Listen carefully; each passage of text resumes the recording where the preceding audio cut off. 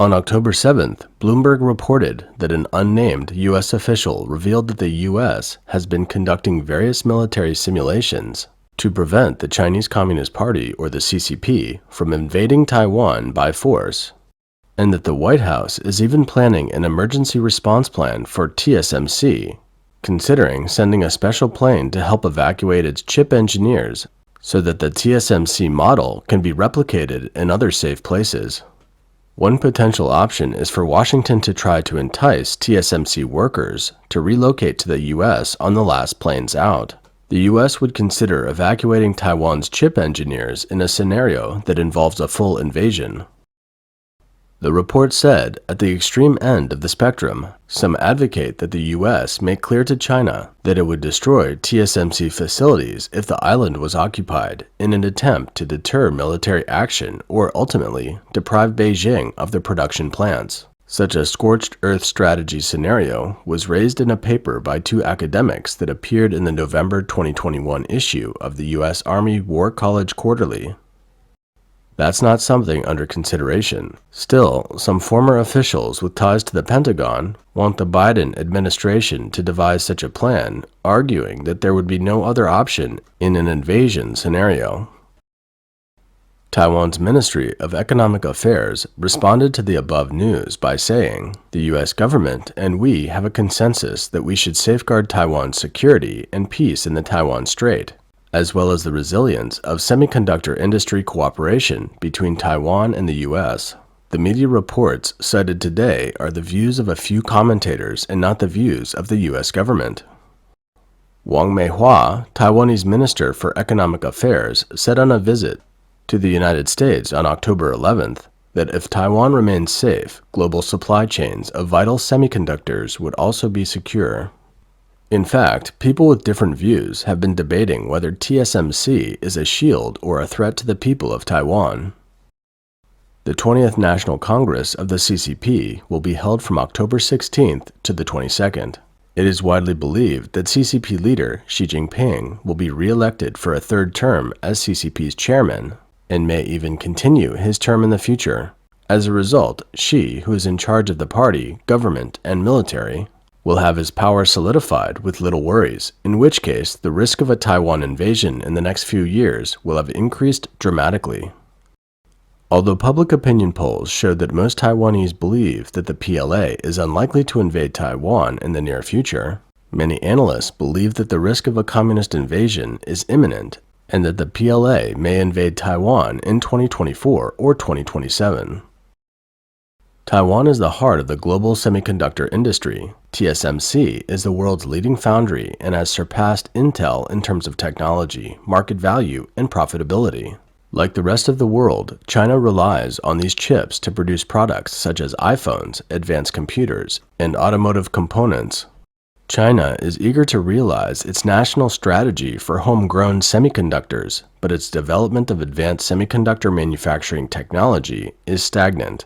Following the lead of the former Trump administration, the Biden administration has established an international containment network to restrict exports of technologies such as semiconductors and artificial intelligence to China. For specific details, please see our last episode. It is therefore understandable that Beijing is eyeing Taiwan's ability to manufacture the world's top chips.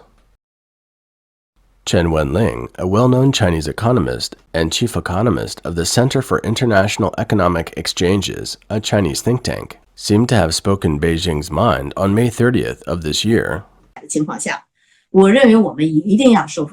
I think we must reclaim Taiwan, especially in terms of reconstructing the industrial chain, the supply chain.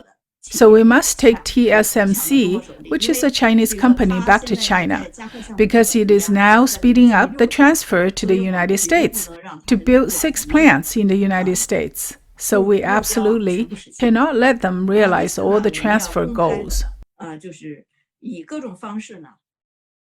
According to semiconductor research firm TrendForce, TSMC accounted for 55% of the global foundry market in 2020. Plus 7% by UMC, 2% by PSMC, and 1% by VIS.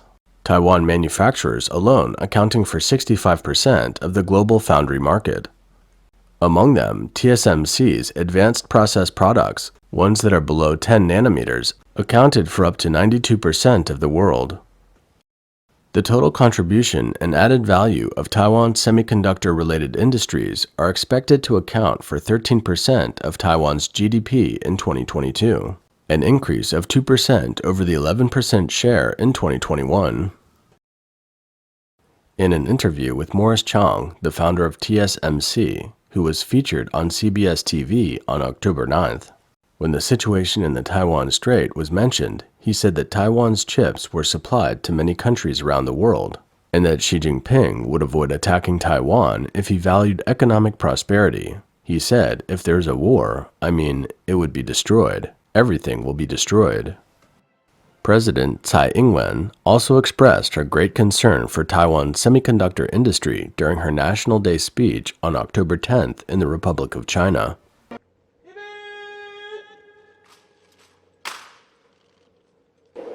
I want to specifically emphasize one point to my fellow citizens and the international community, which is that the concentration of the semiconductor sector in Taiwan is not a risk, but is the key to the reorganization of the global semiconductor industry.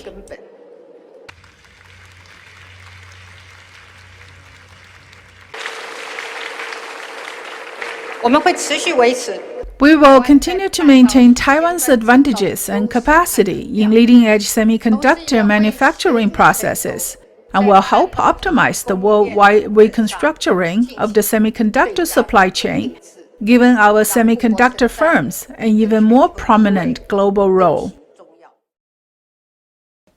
TSMC drives the entire supply chain of Taiwan's semiconductor industry and chip industry from upstream to midstream to downstream. It's closely related to the US-led global semiconductor industry chain. This is why the US is very concerned, because such a high percentage of high-grade chips are concentrated in a country that faces a threat of forceful invasion by the CCP. So it becomes an important issue of international attention. In late September, Secretary of State Antony Blinken was interviewed by CBS's 60 Minutes after meeting with Chinese Foreign Minister Wang Yi on the sidelines of the United Nations General Assembly. He said, Taiwan itself, were anything to happen, it is where virtually all the semiconductors are made.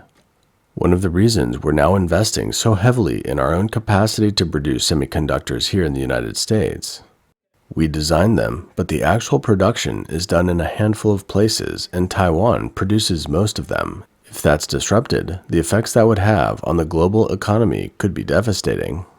On the TV show 60 Minutes 3 weeks ago, President Biden vowed that the United States would send troops to defend Taiwan, the fourth time he has done so. But the White House later clarified to 60 Minutes that this is not an official U.S. position, and that officially, the U.S. remains strategically ambiguous on whether to send U.S. troops to defend Taiwan. From August 4th to the 7th, the Chinese People's Liberation Army, or PLA, conducted the largest ever military exercise to lock down Taiwan, escalating military pressure. More than 100 warplanes were dispatched, 11 ballistic missiles were fired at Taiwan, and warships were sent to encircle Taiwan. This seems to send a clear message that China can blockade Taiwan at any time. Taiwan's Defense Ministry said on October 4th that China was seeking to normalize its military activities close to this self-ruled island, including crossing the median line of the Taiwan Strait, which poses a challenge like none seen before. China's Foreign Ministry and Taiwan Affairs Office have suddenly announced that the median line of the Taiwan Strait does not exist, and that the Taiwan Strait is not in international water. This August, China has conducted joint military actions in air and waters close to Taiwan, conducting drills of joint blockades, directly threatening our ports and international aviation routes, and has used information, cyber, and cognitive warfare to impact our morale. Additionally, in the future, the activities of Chinese Communist military aircraft and ships entering our air defense identification zone, crossing the median line, will gradually become more normalized. The challenges faced by our national army will be greater than ever. Taiwan experts say the center line of the strait was set with the help of the United States during the Cold War, but never reached the status of a formal agreement. For years, China tacitly acknowledged the unmarked median line, but in 2020, a foreign ministry spokesman stated it did not exist. China said its armed forces have a right to operate around Taiwan as it is Chinese territory. In August this year, Chinese diplomats repeatedly stated that Taiwan is part of China's territory and that there is no center line in the strait. The Chinese military is conducting military exercises in the waters around the island of Taiwan to protect China's sacred sovereignty and territorial integrity. The Chinese PLA's resolve and determination to safeguard national sovereignty and territorial integrity is unwavering. As long as the DPP authorities and the Taiwan separatists continue to seek so-called independence by military means, the PLA's military countermeasures will not stop. Recently, the White House has imposed a major chip ban on China, which has caused a sharp deterioration in U.S.-China relations and is raising the risk of war in the Taiwan Strait.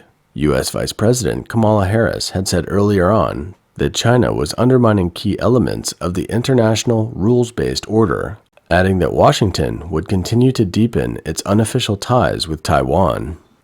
Speaking during a speech to American sailors serving in Japan, Harris also said the United States was seeing disturbing behavior in the South and East China Seas and provocations across the Taiwan Strait.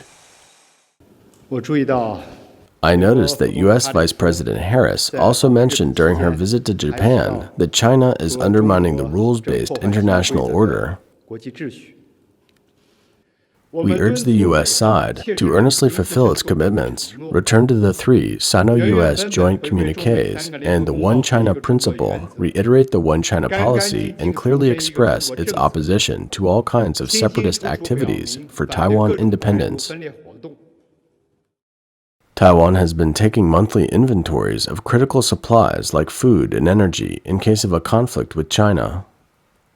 Okay, with respect to the possible military conflict, we do have preparations for food and for energy and critical supply, including manufacturing supplies. We have a system. We do inventory every month. We want to ensure we have a certain period of stockpile in Taiwan, including food, including critical supply, minerals, chemicals, and energy, of course.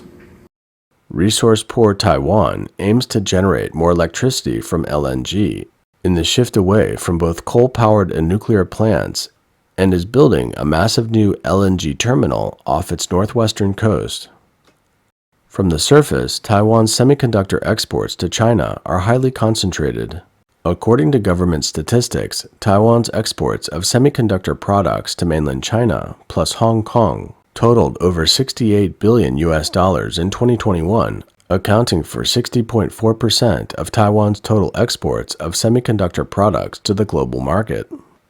According to a Taiwan researcher, most of the exports of Taiwan's IC industry, including semiconductors and panels, to China are ordered by Taiwan, assembled on the mainland, and then exported to other countries. That is, China is not an end consumer market. He estimated that more than 2/3 of the volume are re-exported to various parts of the world.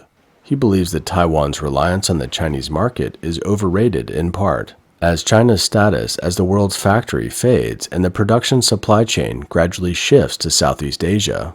Taiwan's export figures to China are also expected to decline. The international community sees an increasingly unstable Taiwan today, leading to heightened risks to the chip industry that's a global pillar. Due to the chronic global shortage of semiconductors, the US, EU, and Japan are concerned about the over-concentration of semiconductor production capacity in Taiwan and have begun to attract investment with the strong support of enterprises. TSMC has already deployed to relocate some of its production processes overseas, including an $8.6 billion plant in Japan. In 2020, TSMC decided to build a new plant in Arizona in the western U.S. in response to a strong request from the U.S. government. The processing speed of semiconductors is determined by the line width of the wires. The finer the wire, the higher the performance. At present, TSMC has mass production technology with the world's thinnest circuit line width of 3 nanometers. According to U.S. diplomatic sources, the Arizona plant, which is scheduled to open in 2024, will only introduce production technology that lags behind Taiwan's line width. Earlier in the month, TSMC founder Morris Chang said in a podcast by the Brookings Institution, a Washington think tank, that the U.S. is overly optimistic in its desire to expand semiconductor production locally. He described TSMC's 25-year presence in Oregon as supplying a wide range of talent, from managers to engineers, with both local engineers and engineers sent from Taiwan. And the results have improved, but the cost gap with Taiwan remains. He said, "Originally, we thought that production costs in the U.S. and Taiwan are similar, but the truth is that we are too naive. Oregon production is 50% more expensive than Taiwan production. Even so, we can still make money, but not as much as in Taiwan, and it is difficult to expand production in Oregon." Even though the U.S. intends to invest billions of dollars to fund local chip production, Chang doesn't think it will be enough to change the situation. America can indeed improve its production capability, but the unit cost remains relatively high, incapable of competing with TSMC plants in Taiwan. In late July, TSMC chairman Mark Liu was interviewed by CNN. He pointed out that if the CCP were to attack Taiwan by force, no one would be able to control TSMC by force because TSMC's operations rely on supply chains from Europe, Japan, the United States, and other parts of the world. If Beijing were to seize it by force, it would not be able to get the high-end chips. There are no winners in a war. Everyone loses, he said. On October 9th, the CBS program also interviewed a Taiwan legislator, Wang Dingyu. He said, "Some of those Chinese communists think we'll invade Taiwan and take over TSMC and make it a communist company. Then we will become a superpower. We threaten not to supply chips to the US, Japan, and Europe, and they will do what China tells them to do." That's naive. It's not just a chip company. Even for a sausage company, you would need a recipe and human assets. You would need to know how to make it to create that product. We agree with the view that Taiwan is a functioning democracy where people can choose their own way of life, and no one can control TSMC by force. TSMC maintains its operations by working closely with suppliers around the world. And if it were taken by force, TSMC would cease to exist, and it would cause chaos in the Chinese economy. If China were to invade Taiwan and create a war, perhaps the biggest concern would not be the chips, but the collapse of the world order.